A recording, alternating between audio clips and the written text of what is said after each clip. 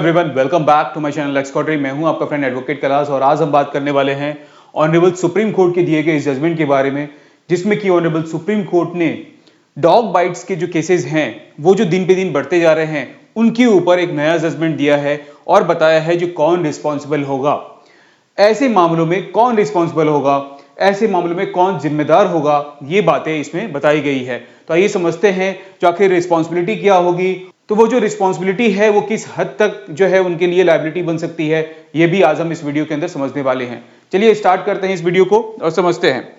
देखिए, honourable supreme court के द्वारा ये जजमेंट दिया गया है, एक सिग्निफिकेंट रूलिंग जो है इसमें दी गई है पब्लिक सेफ्टी के ऊपर, जिसमें honourable supreme court of India has clarified that the legal responsibility in a dog bite incident, especially involving in the pet dogs and stray dogs in a residential area.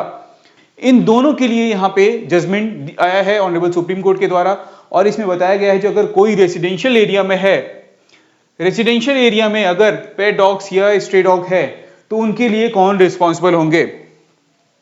देखिए, इसमें जो है honourable supreme court के द्वारा strict liability of dog owner, पहले जो liability था, पहले जो चीजें थी वो बहुत नॉर्मल थी, उसमें डॉग बाइट्स को लेकर के बहुत सारी प्रावधान जो है डिफरेंट की गई थी, लेकिन अब ये लाइबिलिटी पूरी तरीके से डॉग ऑनर्स के ऊपर आ गया है। The court held that dog owner are strictly liable for injuries caused by their pets, negligence need not to be proof, ownership itself attacks responsibility.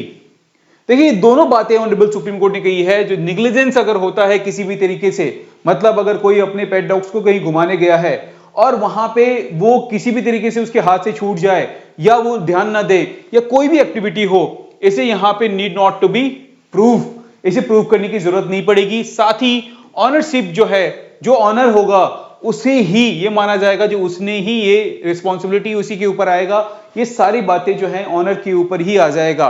पहले ये चीजें डिफरेंट थी, लेकिन अब ऑनरेबल सुप्रीम कोर्ट के जजमेंट के आने के बाद ये पूरा सिनेरियो अब चेंज हो चुका है।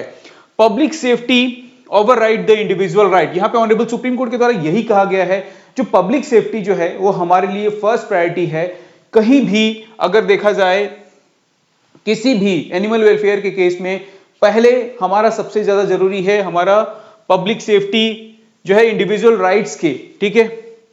While animal welfare is important, human safety cannot be compromised. साथ ही residential societies and local authority must ensure the safety and common area.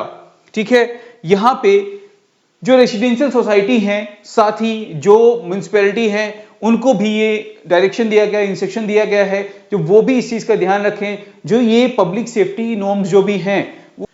Duty of municipal authority क्या दिया गया है duties, the municipal bodies are legally bound to control stray dogs, means authority है वो ये ध्यान में रखेंगे जो कहीं भी जहां पे डॉग की जनसंख्या अगर ज्यादा हो रही है तो उसे कंट्रोल किया जाए किसी भी तरीके से, चाहे वो वैक्सीनेशन हो या स्टरलाइजेशन हो, किसी भी तरीके से। Implement the sterilisation and vaccination programme, act promptly on a public complaint, और साथ में यह भी कहा गया जो अगर कहीं पब्लिक कंप्लेंट आ रहा है तो उस पे भी आपको स्ट्रिक्टली वहां पे जो कंप्लेंट पे आपको प्रॉम्प्टली एक्ट करना है, क्योंकि अगर आप ये निग्लिजेंस करेंगे तो आपके ऊपर भी एक्शन हो सकता है। मतलब आप म्युनिसिपल अथॉरिटी के ऊपर भी एक्शन ले सकते हैं।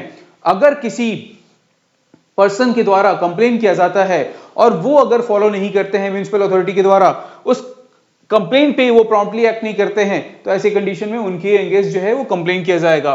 कंपनसेशन टू विक्टिम, क्या कंपनसेशन है?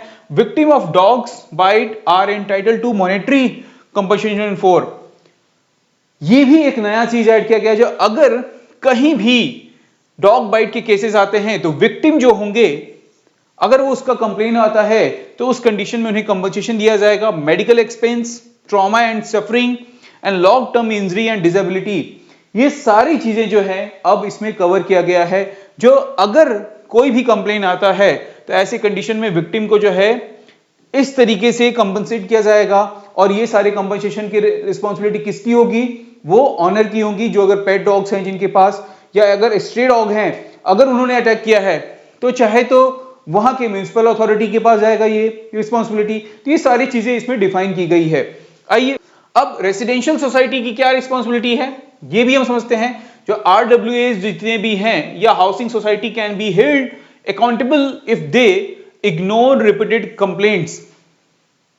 उनकी रिस्पॉन्सिबिलिटी तब बन जाएंगी जब अगर रिपीटेड कंप्लेंट्स आ रहे हैं, वहां के जो भी मेंबर्स हैं उनके द्वारा, रेसिडेंशियल हाउसिंग सोसाइटीज के जो मेंबर हैं उनके द्वारा अगर कंप्लेन किया जा रहा है और यहां पे रिपीटेड कंप्लेन को इग्नोर किया जा रहा है, तो ये सारी रिस्पॉन्सिबिलिटी किसके पास चली जाएगी? आरडब्ल्यूए के जो मेंबर हैं।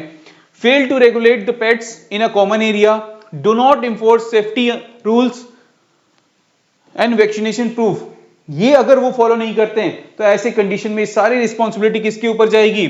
आरडब्ल्यूए के ऊपर। तो इस बात को आरडब्ल्यूए भी ध्यान में रखें, रेसिडेंशियल जितनी भी रेसिडेंशियल सोसाइटी है वो भी ध्यान में रखें इस बात को। उसके बाद लीगल प्रिंसिपल क्या है? Right to life and body safety under the article 21 is a paramount and can not be endangered by uncontrolled animal movement. What is this means for a citizen? Victims can approach court, consumer forum and municipal authority. यहां पे जो है ये बताया गया है, जी यहां पे अगर इस सारी चीजों का अगर वायलेशन हो रहा है तो ये कहीं ना कहीं आपके right to life and body safety का जो है वायलेशन है, जो कि हमारे कॉन्स्टिट्यूशनल राइट है। अगर यहां पे वायलेशन हो रहा है तो विक्टिम जो है वो कहां अप्रोच कर सकते हैं? कोर्ट में या कंज्यूमर फोरम में या म्युनिसिपल अथॉरिटी के पास, और उन्हें कंपनसेशन दिया जाएगा। आर लीगली मेंटेनेबल, ठीक है, and civic authority can be directed to act, और यहाँ पे सिविक अथॉरिटी जो भी हैं वो इसमें डायरेक्टली जो है वो एक्ट करेंगे, वो सारी चीजें इसमें बनाएंगे, जो कहाँ कॉमन एरिया होना चाहिए, कहाँ पे पेट्स डॉग होने चाहिए, कहाँ पे कितने जनसंख्या में होने चाहिए, ये सारी बातें जो है इसमें रेगुलेट की जाएंगी। यहाँ पे एक इंपॉर्टेंट मैसेज जो है ऑनरेबल सुप्रीम कोर्ट के द्वारा पेट ऑनर्स के लिए दिया गया है, जो come with legal duties not just affection. सिर्फ आपके पास एक अफेक्शन है, आपका लगाव है डॉग से, तो आप उसको रखे हुए हो, ये सिर्फ आपकी जो है ड्यूटीज नहीं है, आपके पास जो है अब लीगल ड्यूटीज भी हैं जिसे कि आपको फॉलो करना है। और अगर आपने फॉलो नहीं किया और आपके पेट्स के द्वारा किसी भी पर्सन को अगर कोई भी हार्म पहुंचता है तो ऐसी कंडीशन में ये सारी रिस्पॉन्सिबिलिटी आपके ऊपर होगी। तो ये बात इसमें कहा गया है। साथ ही the Supreme Court has reaffirmed that responsibility in a dog bite incident attracts serious legal consequences, especially where a negligence and lack of control involved. ठीक है, क्या सिविल लायबिलिटी बनेगी कंपनसेशन के लिए? The dog owner responsible authority can be directed to pay monetary compensation for medical treatment expenses. देखिए ये civil आपकी liability बनती है, इसके साथ ही क्रिमिनल लायबिलिटी है वो भी हम आगे डिस्कस करेंगे, लेकिन पहले क्या मेडिकल ट्रीटमेंट जो भी एक्सपेंसेस होंगे वो देने होंगे, पेन, ट्रॉमा या मेंटल एग्नी जो होगा उस पे भी आपका कंपनसेशन दिया जाएगा। ठीक है, परमानेंट डिसेबिलिटी या डिसफिगरमेंट अगर ऐसा कुछ होता है, क्योंकि कई सारे एक्शन ऐसे देखे गए हैं, कई सारे ऐसे एक्सीडेंट देखे गए हैं जिसमें कि डॉग के द्वारा फेस पे ही अटैक किया जाता है, और अगर उस कंडीशन में अगर कोई भी क्षति पहुंचती है या परमानेंट डिसेबिलिटी आती है या डिसफिगरमेंट होता है, ऐसा कुछ भी होता है, इन सब के लिए जिम्मेदार होंगे और उन्हें कंपनसेट किया जाएगा। तो यहां पे स्ट्रिक्ट लायबिलिटी अप्लाई किया गया है। Victim need not to be proof negligence. यहां भी विक्टिम के ऊपर जो है कोई लायबिलिटी नहीं है, यहां तक कि उन्हें ये प्रूफ करने की भी जरूरत नहीं है जो किसी भी तरीका का उनकी तरफ से कोई नेग्लिजेंस रहा है या कोई ऐसी एक्टिविटी हुई है। अगर उन पे अटैक किया गया है तो ये माना जाएगा कि उन पे अटैक हुआ है और ये सारी कंपनसेशन जो है उन्हें दिया जाएगा। अब इसमें क्रिमिनल लायबिलिटी क्या बनता है? आईपीसी एंड बीएनएस दोनों सेक्शन है इसमें।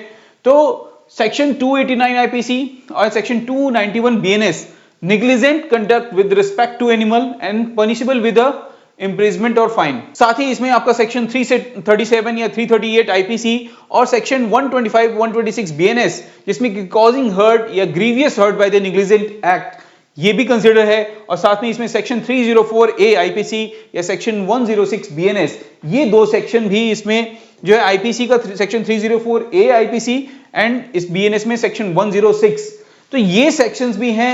अगर if dog bites result death due to the negligence, अगर डॉग बाइट से अगर डेथ हो जाता है तो सेक्शन 304 आईपीसी मतलब सेक्शन 106 बीएनएस के भी सेक्शन जो है आप पे इंपोज हो सकता है और आपकी यहां पे जो है क्रिमिनल लायबिलिटी बनती है इन सेक्शंस के अंदर। इसमें सजा के प्रावधान भी हैं और आपको सजा भी हो सकता है। तो इस बात का भी ध्यान रखें, अगर आपका किसी भी तरीके से किसी भी मोड में अगर आप डॉग्स लवर हैं, पेट लवर्स हैं, तो ऐसे कंडीशन में ये आपकी लीगल रिस्पॉन्सिबिलिटी भी बनती है। ये सारी बातें आपको ध्यान में रखना है, ये आपकी लीगल ड्यूटीज हैं और अगर आप ध्यान नहीं रखते हैं तो ये सारे खामियाजा आपको भुगतने पड़ सकते हैं। अगर म्युनिसिपल अथॉरिटी अगर किसी तरह से इग्नोर करता है, अगर मान लेते हैं जो किसी एरिया में जो है डॉग की संख्या बढ़ रहे हैं, बार बार कंप्लेन गया है, लेकिन फिर भी म्युनिसिपल अथॉरिटी जो है उस पर काम नहीं कर रहा है, तो ऐसे कंडीशन में आप रिट पिटीशन फाइल कर सकते हैं under the article 226 and 32 and contempt of court for non compliance. ये भी चलेगा क्योंकि ऑलरेडी ऑनरेबल सुप्रीम कोर्ट का ये डायरेक्शन आ गया है। अब इस डायरेक्शन पे अगर वो काम नहीं करेंगे, स्लाइज नहीं करेंगे या वैक्सीनेशन जो है वो नहीं करेंगे, तो ऐसी कंडीशन में यहाँ पे म्युनिसिपल अथॉरिटी का जो है जिम्मेदारी बनेगा और उन पे कार्रवाई की जाएगी।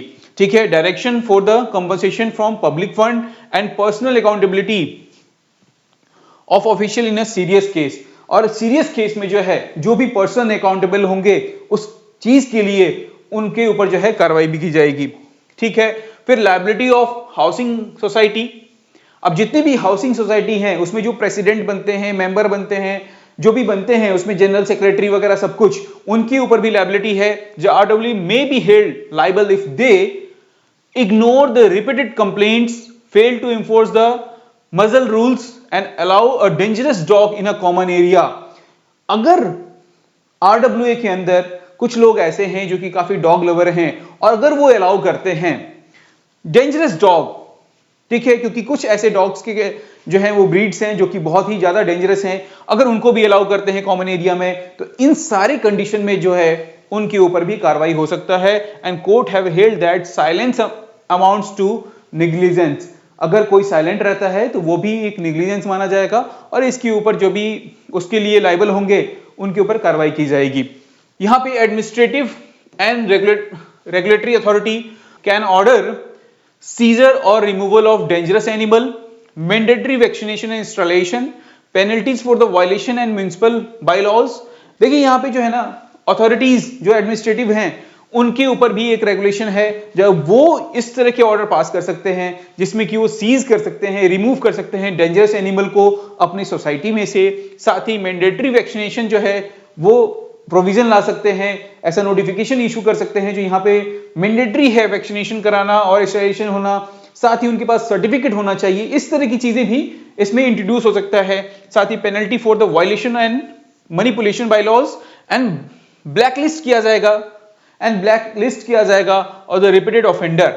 ये सारी बातें ऑनरेबल सुप्रीम कोर्ट के द्वारा इस बार डायरेक्शन दिया गया है, जजमेंट दिया गया है। तो इस पे आपकी क्या राय है? जो भी डॉग लवर्स हैं या जो नहीं हैं उनका इस जजमेंट पे क्या राय है मुझे कमेंट करके जरूर बताएं। बाकी ये सारा इंफॉर्मेशन आपके लिए था, ये सारा इंफॉर्मेशन आपको कैसा लगा मुझे कमेंट करके ये भी बताएं। वीडियो पसंद आए वीडियो को लाइक करें, चैनल सब्सक्राइब कर लें ताकि इस तरह की इंफॉर्मेशन आप तक सबसे पहले पहुंच पाए। Thank you so much.